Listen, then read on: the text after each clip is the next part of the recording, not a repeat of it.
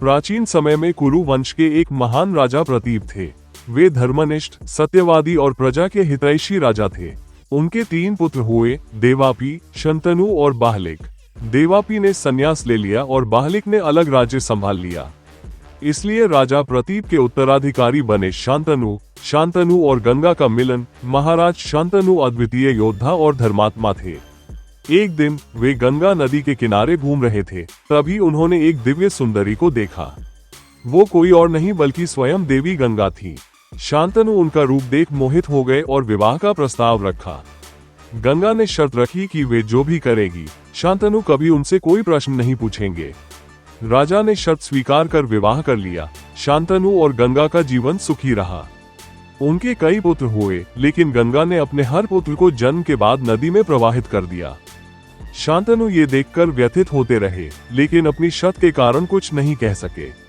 जब 8वें पुत्र का समय आया तो शांतनु से रहा नहीं गया और उन्होंने गंगा को रोक लिया। गंगा ने बताया कि वे असल में 8 वसु थे, जिन्हें ऋषि वशिष्ठ ने श्राप दिया था। श्राप से मुक्त होने के लिए उन्हें मानव रूप में जन्म लेना पड़ा था। उनके 7 पुत्रों को गंगा ने मुक्ति दिलाई, लेकिन 8वें पुत्र को शांतनु के लिए छोड़ दिया।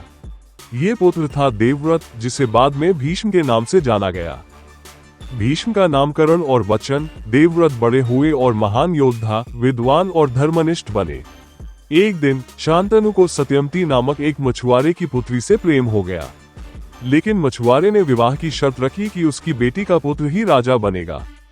शांतनु इस शर्त को स्वीकार नहीं कर सके, क्योंकि उनके पहले से ही देवव्रत जैसा योग्य पुत्र था। जब देवव्रत को ये पता चला तो उन्होंने पिता के सुख के लिए राजगद्दी का त्याग कर दिया और आजीवन ब्रह्मचारी रहने की प्रतिज्ञा ली। उनकी इस प्रतिज्ञा से देवता भी हिल गए और उन्हें भीष्म की उपाधि दी। निष्कर्ष, भीष्म के जन्म और उनके व्रत की कहानी केवल त्याग और निष्ठा की कहानी नहीं है, बल्कि यह ये भी दिखाती है कि व्यक्ति अपने परिवार और धर्म के प्रति कैसी असाधारण जिम्मेदारी निभा सकता है।